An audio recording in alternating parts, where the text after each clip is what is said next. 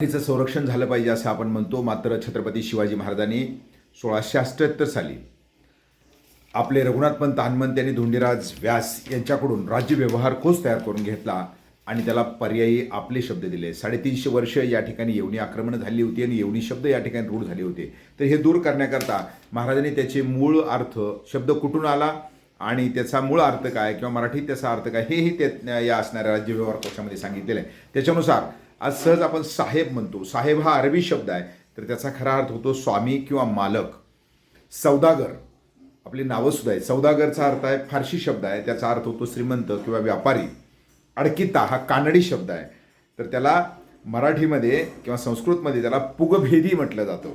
इरसाल हा सुद्धा अरबी शब्द आहे आणि त्याचा अर्थ होतो प्रेषितम. पाटल हा पाटील संस्कृत शब्द आहे. ग्रामगोपक, चावडी म्हणजे हट्टसभा आणि तलवारीची पाठीमागची जी बाजू असते त्याला गांजा